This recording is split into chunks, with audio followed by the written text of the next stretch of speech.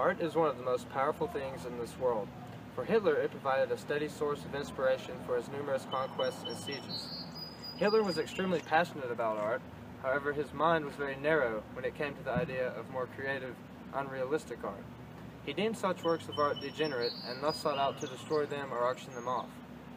Adolf Hitler went to extreme lengths in an effort to terminate the existence and creation of degenerate art.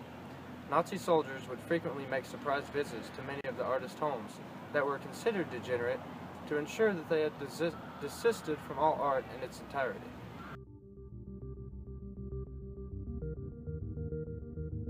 The Nazis stole over 750,000 works of art during World War II, many of which were never recovered. Ernst Kirchner, a degenerate German artist of the time period, had over 600 of his personal works stolen, and he was so distraught soon after he committed suicide.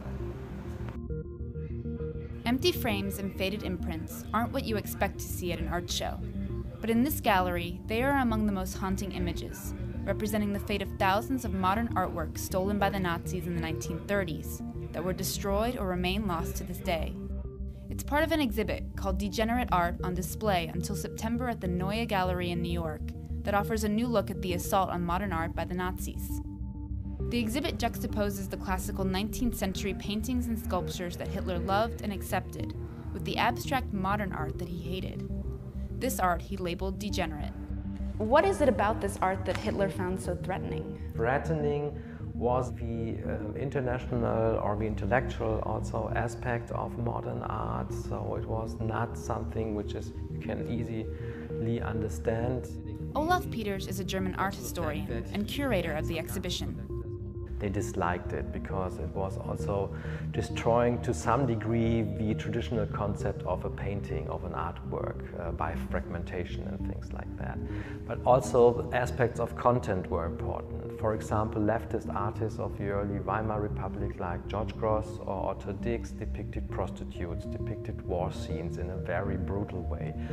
And the National Socialists were preparing the German audience and the German people for a new war, and therefore they really disliked that. What they wanted instead of these anti-war paintings, for example, was the heroic soldier.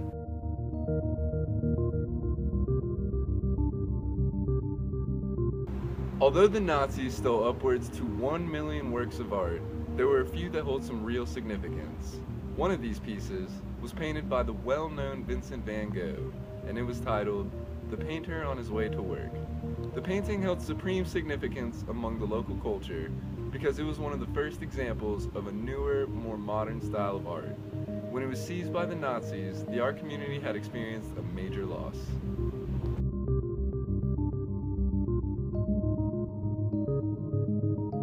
The Painter on His Way to Work was painted in 1888, not too long after Van Gogh moved from his home country of the Netherlands to France. Although Van Gogh was of Dutch origin, the time he spent in France proved to be extremely influential in the inspiration for his future works. His newfound style captivated audiences around the world and was a great source of pride for the art culture. The painting was deemed degenerate due to the Impressionist influence prevalent in the art as it gets away from the traditional Aryan style of artwork. The painting is actually a depiction himself as he walks down what appears to be a yellow brick road, probably on his way to work, as the title would suggest. The Painter on His Way to Work was an oil canvas painting that was 48 by 44 centimeters in size. It is considered by many to be one of the top 10 all-time pieces of stolen art. After it had been seized by the Nazis, it was held in the Kaiser Friedrich Museum, which is now called the Bode Museum.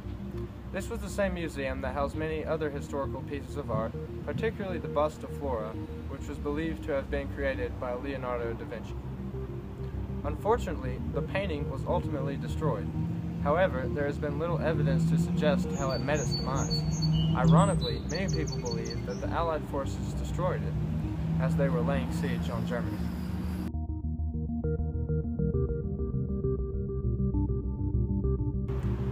Before his death in 1890 at the age of 37, Van Gogh was extremely underappreciated as an artist.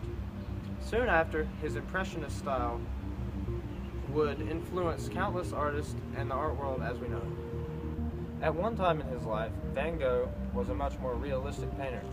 He did many pieces in the earlier years of his career that were simply depictions of the world as they normally are. However, he soon matured into an artist that took risk as he innovated his style and served as a role model for many other artists. Particularly when he moved to France, he spent a lot of time around the emerging Impressionist style of art, which was embodied, as Van Gogh quoted, "Real painters do not paint things as they are. They paint them as they themselves feel them to be."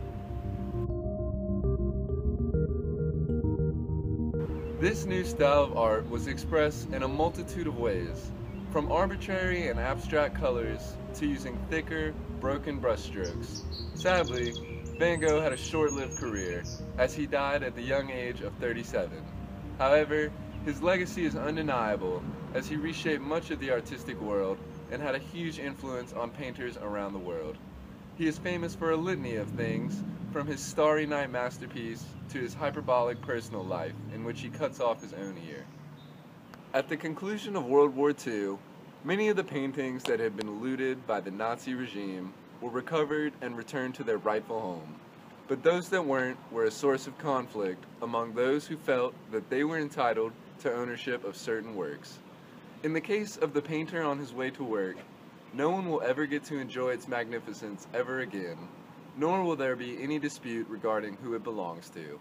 It is a tragedy that such an influential work of art was wiped from the face of history, especially one of such importance.